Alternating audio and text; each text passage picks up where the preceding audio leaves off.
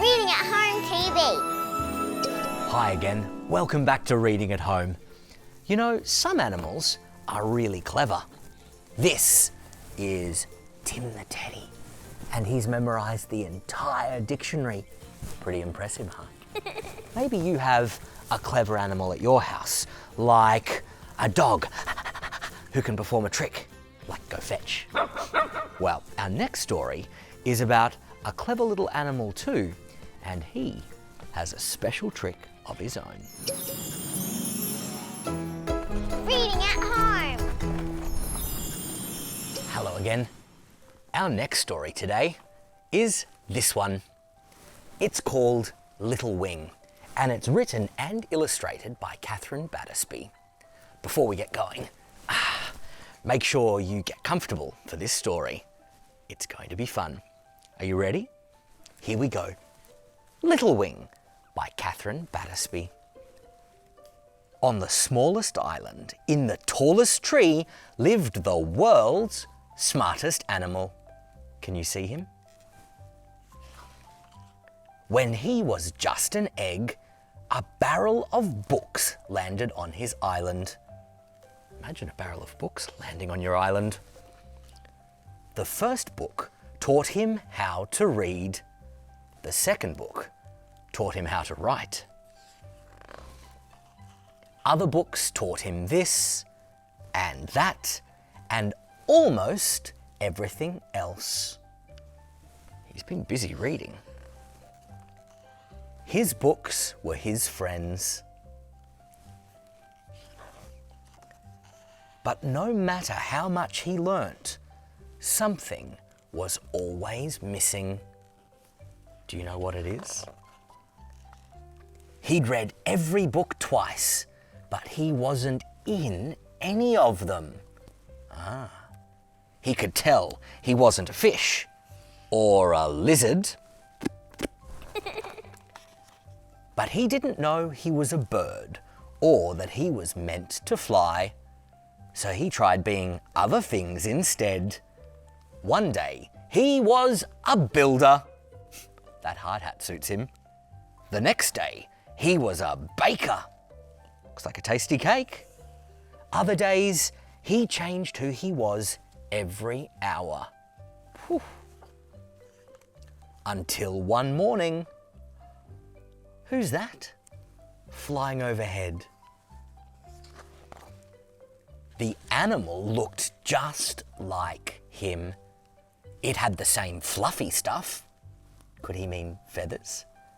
It had the same flappy things. Could he mean wings? It had the same clacky bit. I think he means beak. He had to follow it. So he turned to his books to find out how. He learnt about flying paper. There's some pretty great kites. He learnt about flying machines. He learnt about flying animals. Wow, that's a big dragon. But the smartest animal in the world still didn't know how he could fly. Then, for the first time, he had an idea of his very own. Can you see what our little friend has figured out?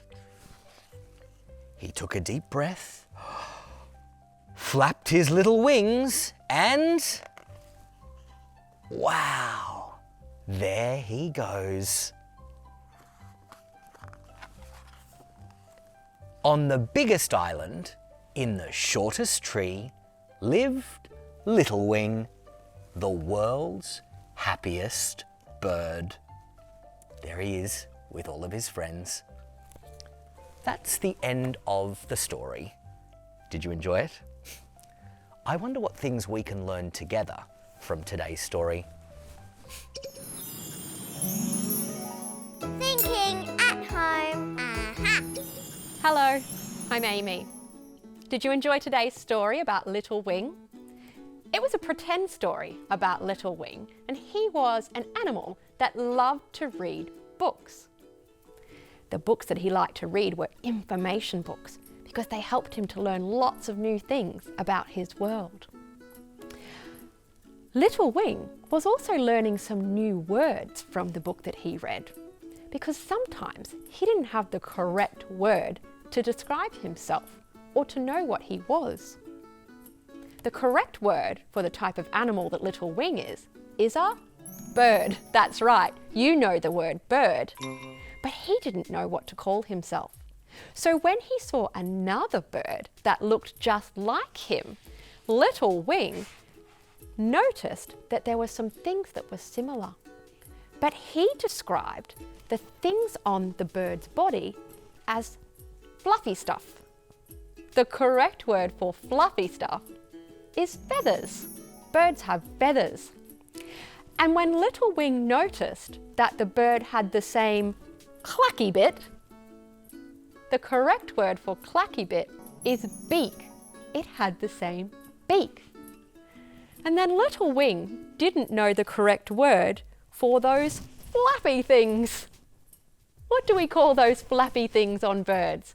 That's right, the correct word is wings. You can learn lots of new words from books, and it helps you to best describe and name things that you see or hear. Learning new words can be lots of fun, and it helps you to be more precise about what you're describing. I wonder what new words you might learn in the next book that you read.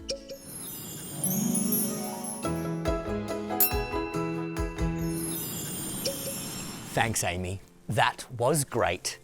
You know, I like to use my looky things to discover and learn new words, and my thinky thing to remember what they are. You know, after all this reading, I would like to use my walky things and my wavy things to get some exercise. Well, lucky for us, Nicola is outside and she's going to show you and me some new moves. Sounds like fun, doesn't it? See you soon.